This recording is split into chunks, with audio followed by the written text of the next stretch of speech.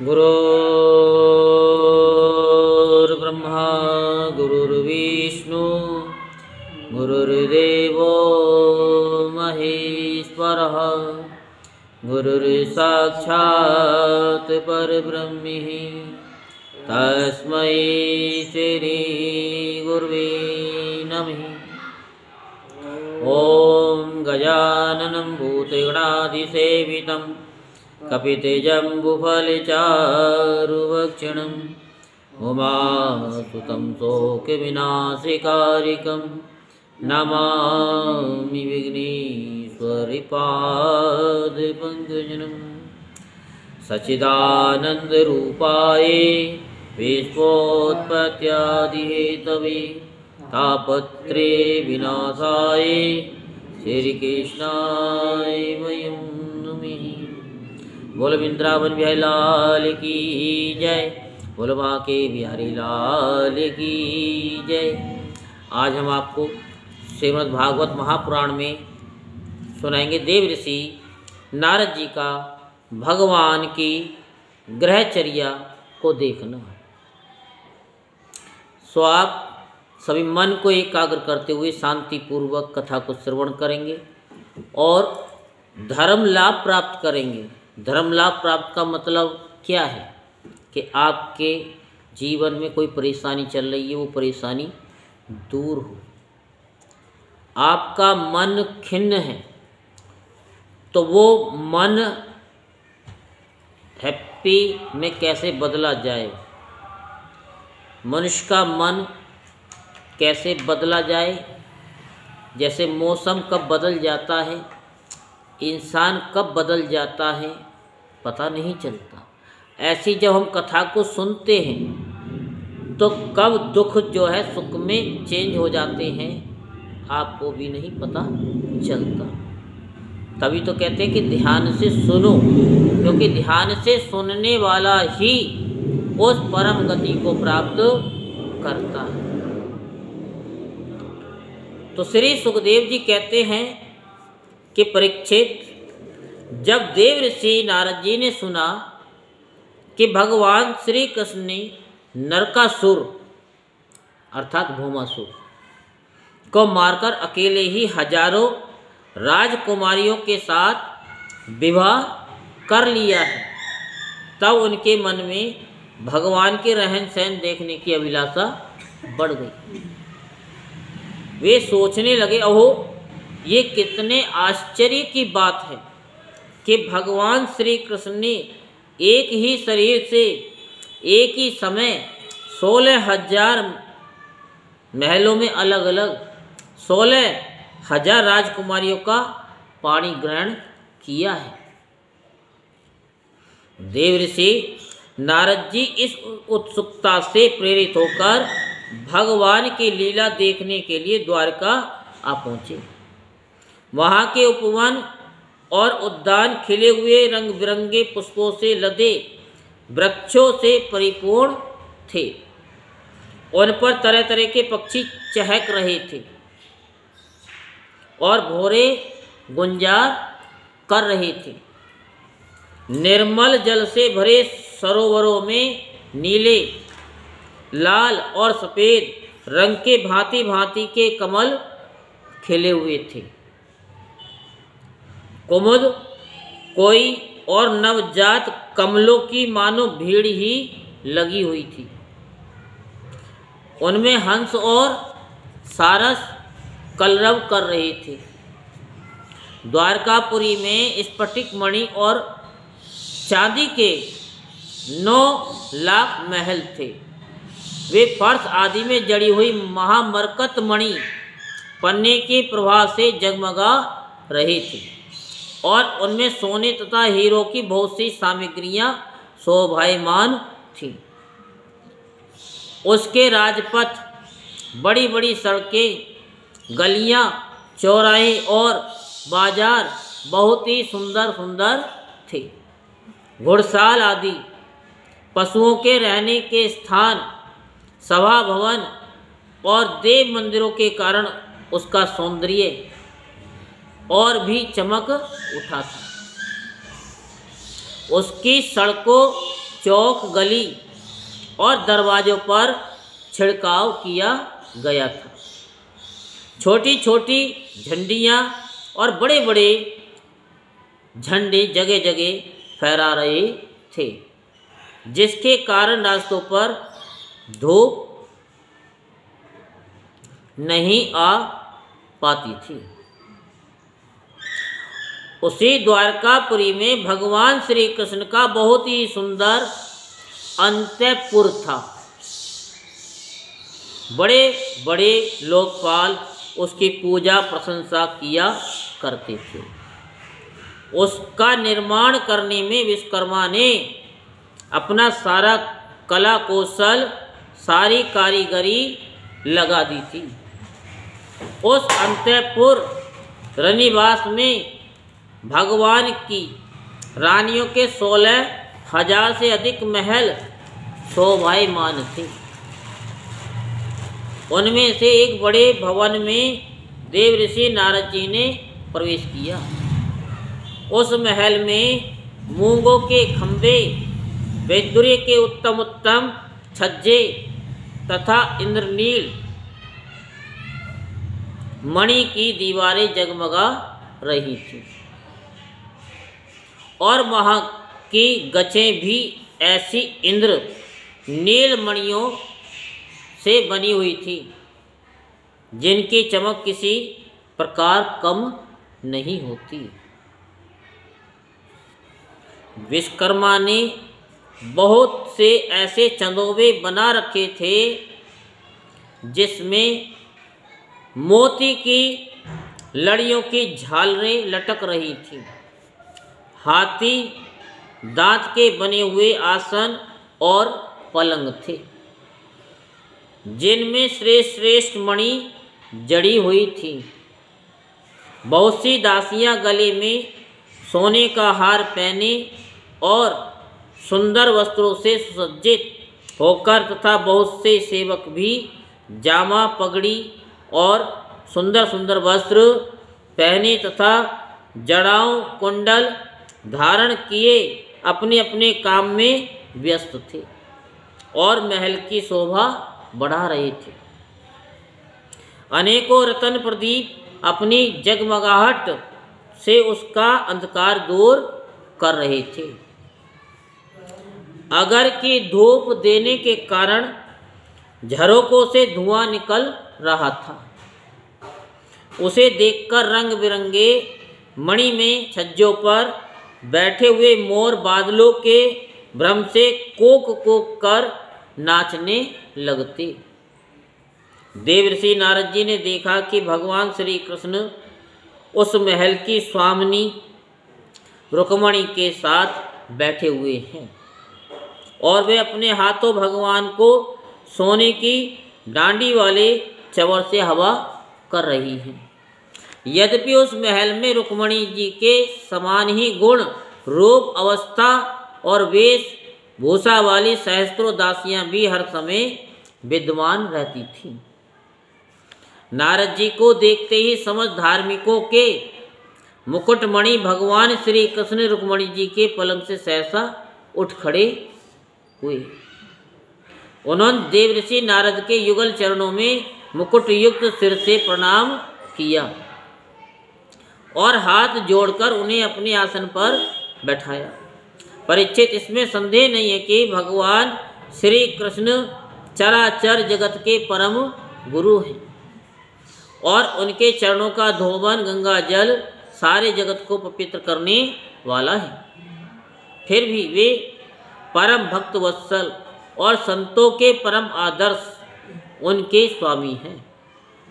उनका एक असाधारण नाम ब्राह्मण देव भी है। वे ब्राह्मणों को ही अपना आराध्य देव मानते हैं। उनका ये नाम उनके गुण के अनुरूप ही उचित ही है। तभी तो भगवान श्री कृष्ण ने स्वयं ही नारद जी के पांव पखारे और उनका चरणामृत अपने सिर पर धारण किया।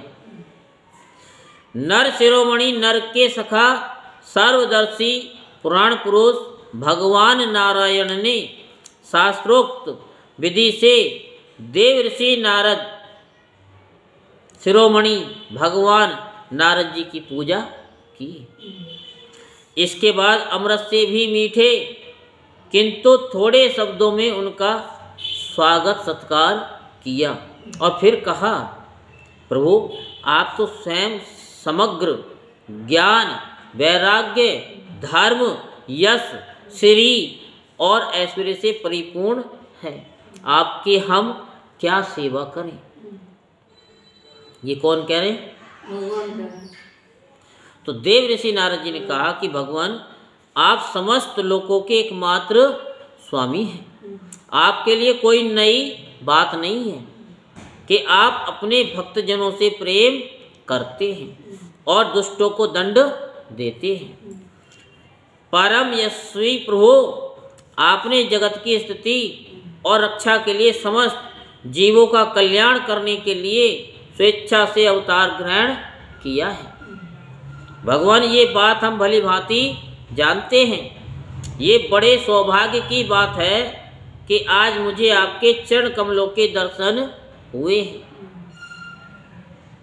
आपके ये चरण कमल संपूर्ण जनता को परम साम्य मोक्ष देने में समर्थ है, जिनके ज्ञान की कोई सीमा ही नहीं है।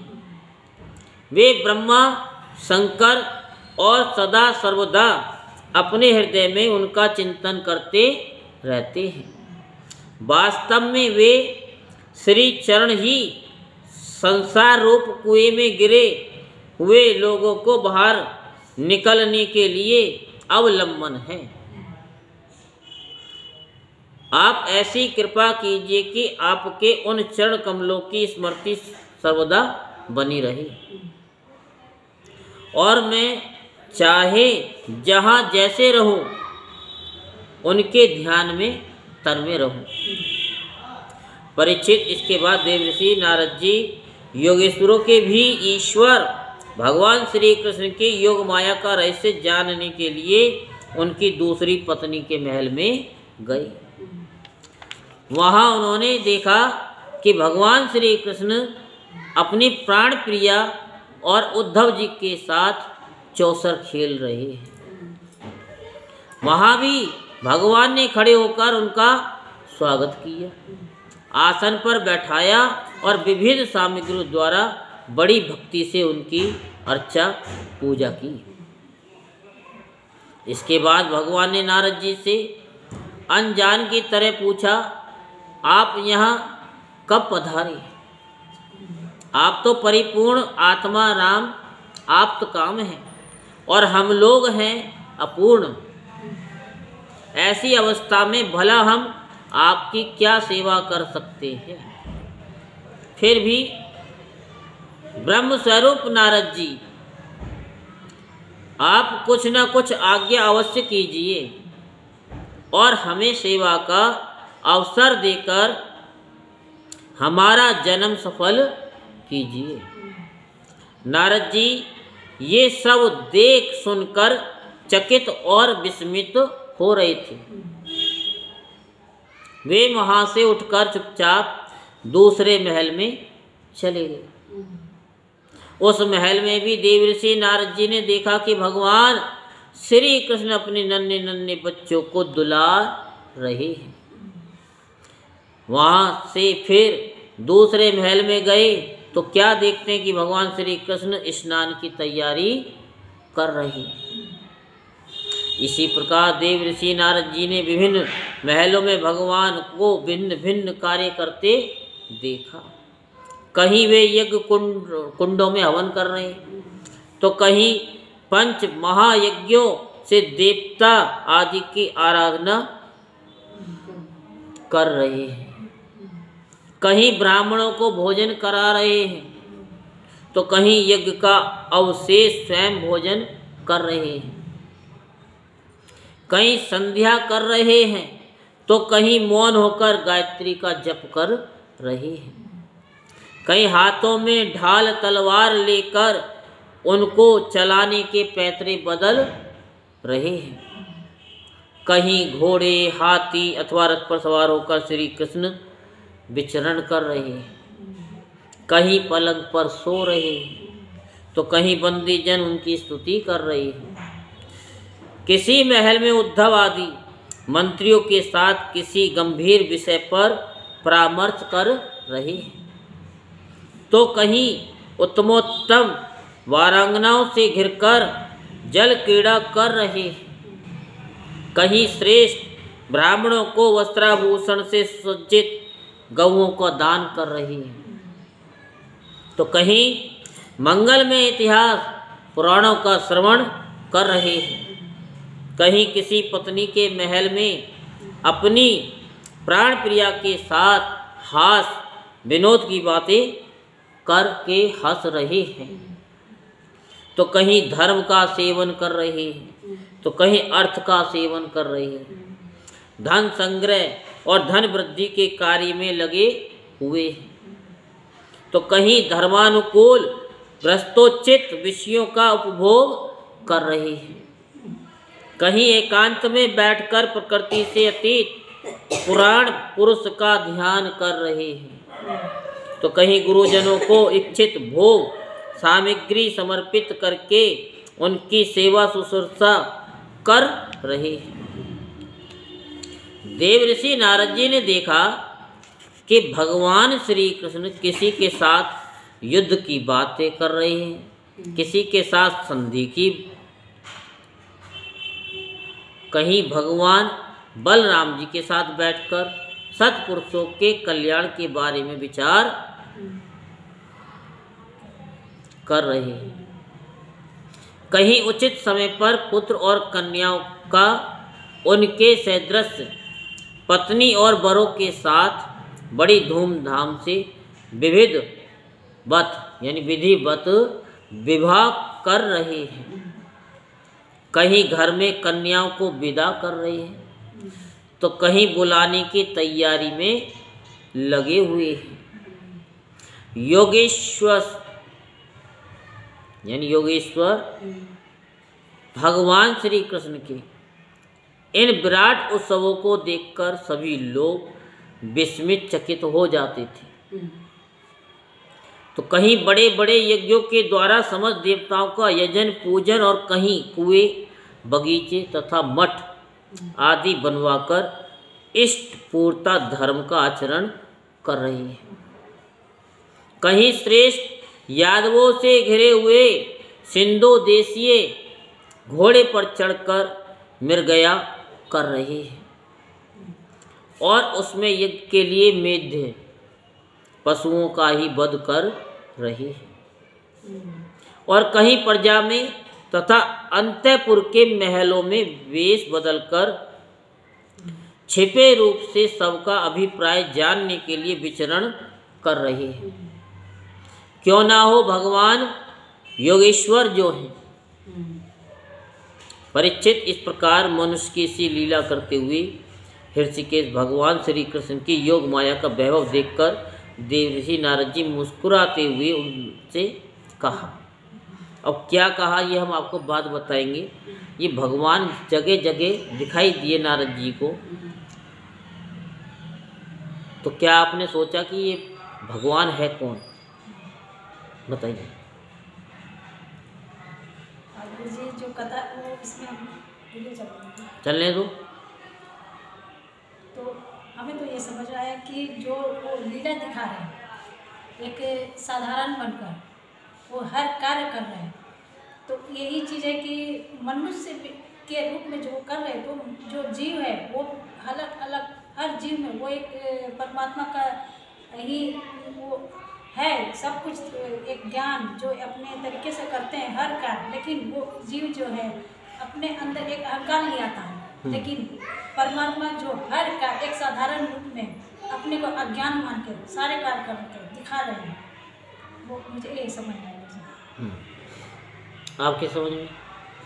आप मेरी समझ में तो यही है वो कि भगवान है वो, और वो लीला कर रहे हैं कि उनको संसार में दिखाने के लिए। नहीं तो नारद जी भी सब कुछ जानते हैं और भगवान भी सब कुछ जानते हैं। मैं इतना ही समझ में।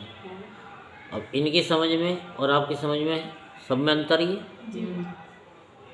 ठीक है। जबकि आप सबको बता रखा है, यूट्यूब वालों को भी बता रखा है, फेसबुक वालों को भी बता रखा है, इंस्टाग्राम वालों को, कि आप यहाँ कथा सुन रहे हैं, इसी समय पर कितने जन्म ले रहे होंगे, कितने इस समय पे मर रहे होंगे।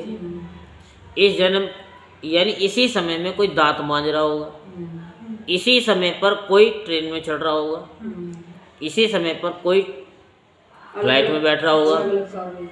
यानी ये इसी एक क्षण के अंदर पता नहीं कितने लोग खा भी रहे होंगे, कितने लोग इस समय पर सो भी रहे होंगे, इसी समय पर कौन लड़ने के लिए तैयारी कर रहे होंगे, और कितने ही लोग उस लड़ाई को रोकने का भी प्रयास कर रहे होंगे। अभी बता रहा हूँ प्रेजेंट समय में ही, इसी समय में कितने लोग रो रहे होंगे, इसी समय में कितने लोग हंस भी रहे होंगे, इसी समय पर कितने लोग जो है अपने कमाने का सोच रहे होंगे, इसी समय पर कितने लोग स्ट्रेटेजी बना रहे होंगे कि हमें किस तरीके से धन को कमाना है, कितने जो है मकान खरीदने के लिए सोच रहे होंगे, इसी समय में कितने ज़मीन खरीदने की सोच रहे होंगे, इसी समय में कोई फ्लैट खरीदने की सोच रहा होगा, इसी समय में कोई करोड़पति बनने की सोच रहा होगा, कोई इसी समय में अंबानी बनने की कोशिश कर रहा होगा,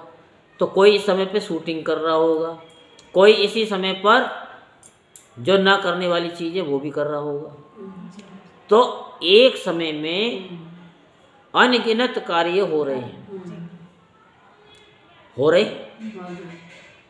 तो वो कौन है? हमने बताया अहम ब्रह्मास्मि, शिवो हम ही शिव। तो ये भगवान सबके अंदर विराजमान हो करके वो सारे खेल खेल रहा है। इतनी सी बात है, यही हम बता रहे हैं।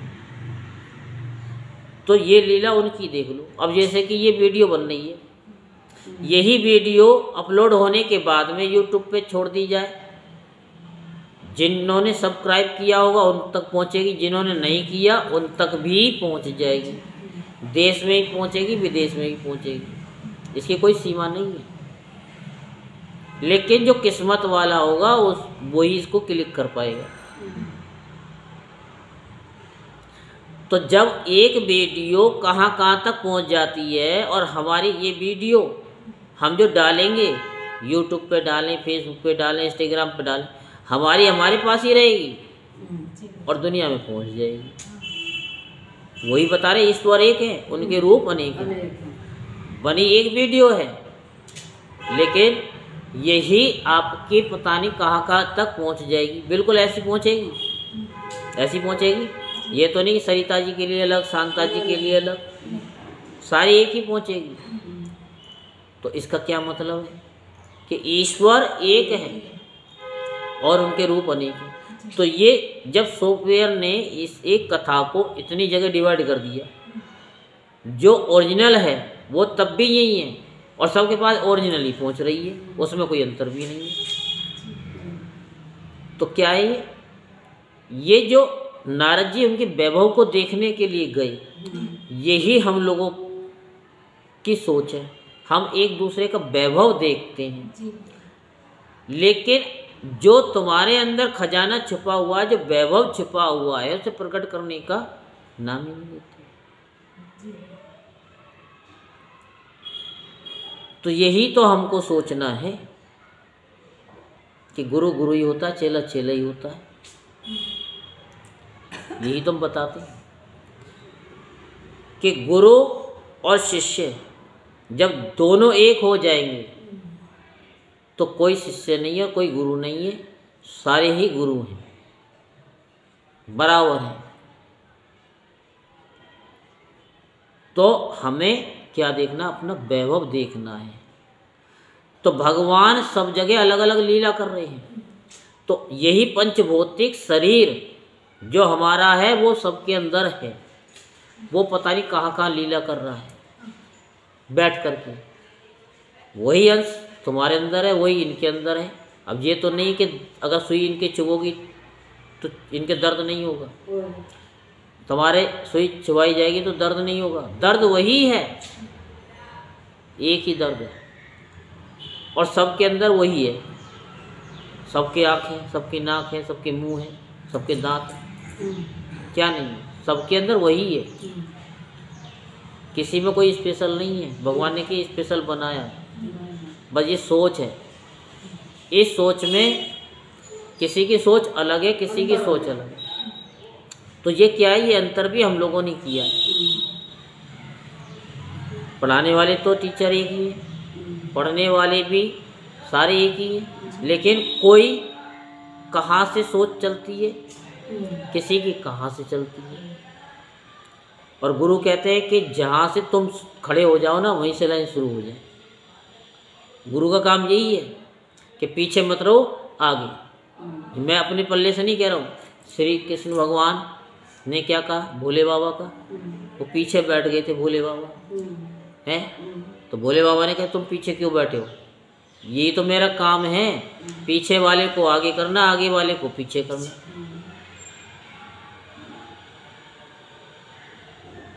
तो कुल मिलाकर के जो तुम्हारे भाव हैं, वो हम एक दूसरे के प्रति एक भाव लेके आते हैं ना, वो ये भाव भी जानता है और सामने वाला भाव भी जानता है। वो अंदर के भावों को देखता है, बाहर की चमड़ी को नहीं देखता।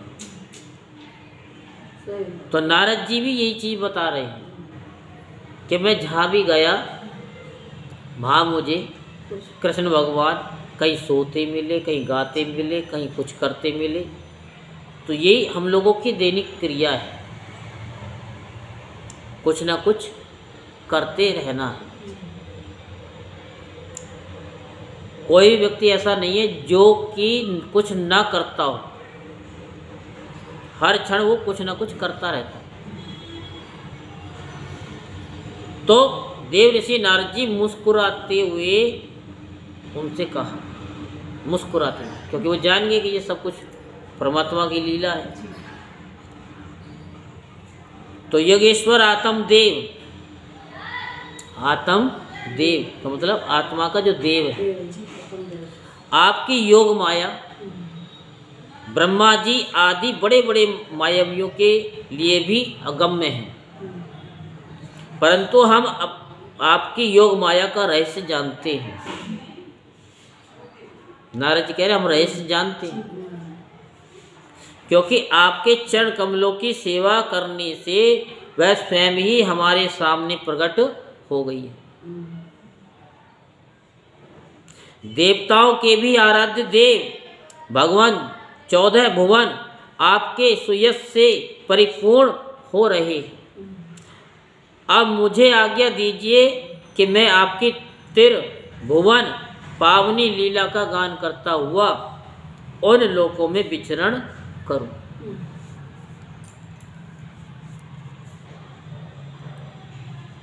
त्रिभुवन, ये 3 लोक में भ्रमण करूं। तो भगवान श्री कृष्ण ने कहा, देव ऋषि नारद जी मैं ही धर्म का उपदेशक, या भगवान कह रहे हैं मैं ही धर्म का उपदेशक पालन करने वाला हूँ और उसका अनुष्ठान करने वालों का अनुमोदन करता भी हूँ। कौन? मैं।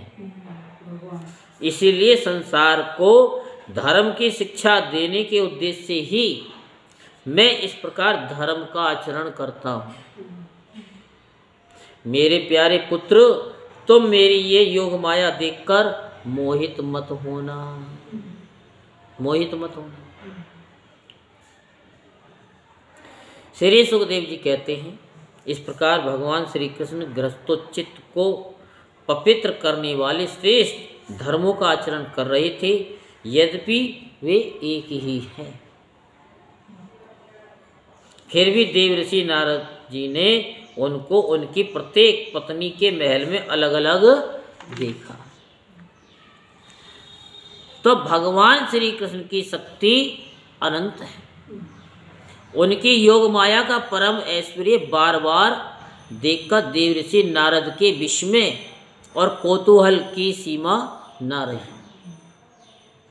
द्वारिका में भगवान श्री कृष्ण ग्रस्त की भांति ऐसा आचरण करते थे मानो धर्म अर्थ और काम रूप पुरुषार्थों में उनकी बड़ी श्रद्धा हो। उन्होंने देवर्षि नारद का बहुत सम्मान किया। वे अत्यंत प्रसन्न होकर भगवान का स्मरण करते हुए वहां से चले गए।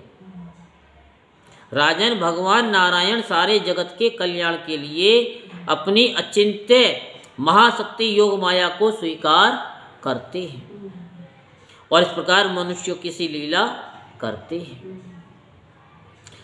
द्वारकापुरी में 16,000 से भी अधिक पत्नियां अपनी सलज्ज एवं प्रेम भरी चितवन तथा मंद मंद मुस्कान से उनकी सेवा करती थी और वे उनके साथ विहार करते थे। भगवान श्री कृष्ण ने जो लीलाएं की हैं उन्हें दूसरा कोई नहीं कर सकता। परीक्षित, वे विश्व की उत्पत्ति, स्थिति और प्रलय के परम कारण हैं। जो उनकी लीलाओं का गान श्रवण और गान श्रवण करने वालों का अनुमोदन करता है उसे मोक्ष के मार्ग स्वरूप भगवान श्री कृष्ण के चरणों में परम प्रेम में ही भक्ति प्राप्त हो जाती है। ये भगवान का काम है कि आप यहाँ आ गए तो यह कथा सुनने। अब आप कोई नया काम करके दिखाओ कि आप यह कथा भी सुनो और अपने घर जाके रोटी भी बना लो। दोनों काम एक समय में कर लोगे क्या? ये परमात्मा की शक्ति है। वो ये कह रहे हैं कि आप भगवान हो, आप सब कुछ कर सकते हो। उसके लिए आपको अपने अंदर घुसना पड़ेगा, सब काम हो जाएगा। कि पहले तो तुम अपने आप को जान लो।